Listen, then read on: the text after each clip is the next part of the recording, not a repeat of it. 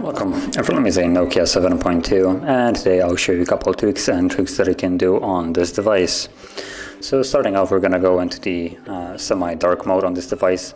So let's go into the settings and then under the display I should find dark theme, enable that, got it, and there we go. Now everything becomes darker. And I believe there's, I think, one more dependent on the background, although I can't seem to find it right now.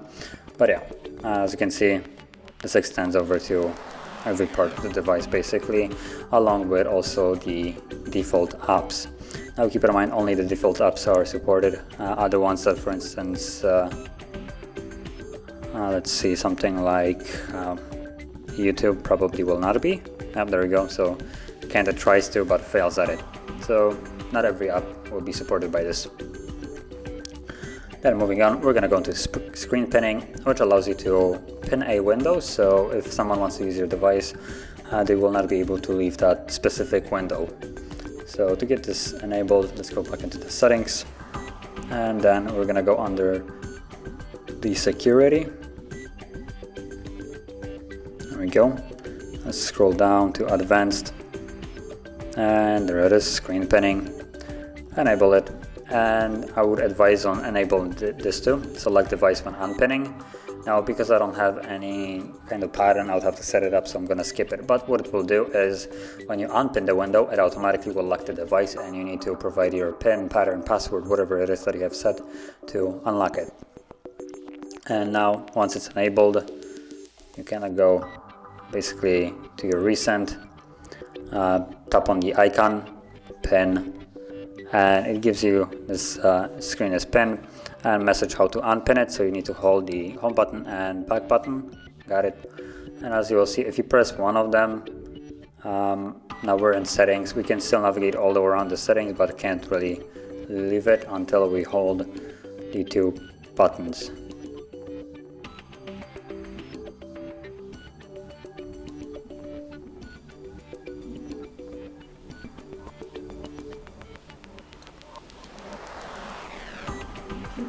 For some reason it doesn't want to unpin, which is annoying. Oh, there we go, screen unpinned. So as you can see, now it's unpinned, but normally if you would try to unpin it, it would then lock the device. You need to put the pattern into it.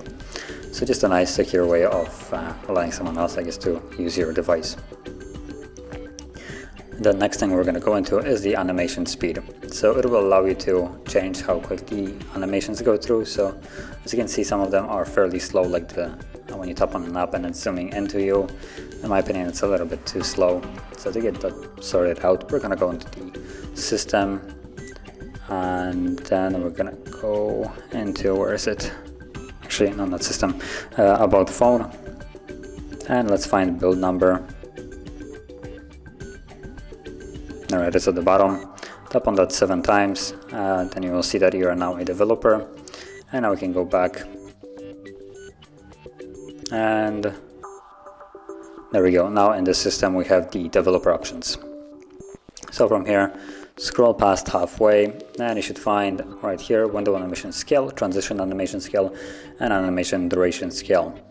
And by default they're all set to 1.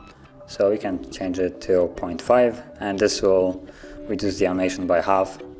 So before, for instance, the zooming was significantly longer. Now we can see that it is faster. So a nice improvement. You can also go a little bit crazy and just completely remove the animations by doing this. And now, as you can see, there is not really much animation between everything, just pops in and out of view. So moving on, the next part, we're going to go into the gesture navigations. So let's start off by going into the settings, and then we're going to go into system, and or is it gestures right here, and from here we should have system navigation. Now by default we have the slightly crappy gestures. As you can see, the one that the pill and the back button kind of defeats the purpose of gestures if you still have buttons. So let's select the top one. I change it to this minimal looking pill, and from here slide it up to go home, slide and hold to go into resend, slide from sides to go back, and this is way better in my opinion than the normal pill. And then moving on to the last thing that I want to show is the split screen. So whenever you have an app and resend, you can tap on it again like we did for pinning, and you have the split screen. So you tap on it and it automatically actually decided to split screen with some other app, which isn't necessarily how it's supposed to work. So you can just go home, and the first tab that you open in split screen will always be on the top, and then all you can do is open additional app that you want. So let's do something like YouTube, and now I can use 2 different apps at the same time. So just a nice way of multitasking. So if you found this video helpful, don't forget to hit like, subscribe, and thanks for watching.